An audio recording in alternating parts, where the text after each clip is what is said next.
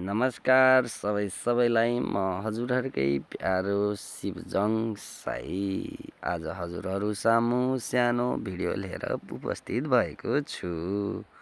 यो हो हाम्रो प्याक्लुक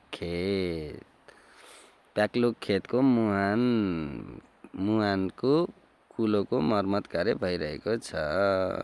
मर्मत कार्य गर्ने क्रममा सानो भिडियो हजुरहरूलाई सबैजना महिला नै देखिनुहुन्छ यस भिडियोमा, किनकि पुरुषहरू अङ्कल दाजुभाइ सबैजना विदेश हुनुहुन्छ।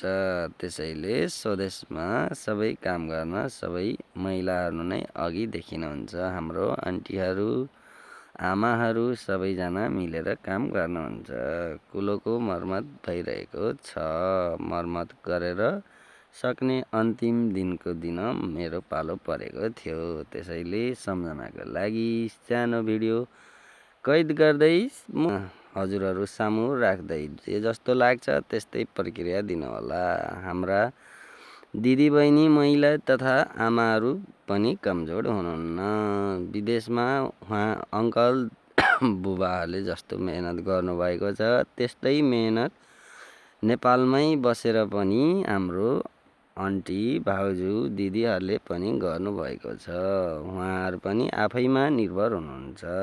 त्यसैले म त्यही कुरालाई दर्शाउनको लागि सानो भिडियो हजुरहरूलाई राख्दैछु। जे जस्तो लाग्छ हजुरहरूले त्यस्तै प्रतिक्रिया दिनुहोला। यो हो रामपुर नगरपालिका वडा नम्बर 6 प्याक्लुकको तल्लो कुलाको मुहान बन्दैछ। हस्त धन्यवाद। By C you next video.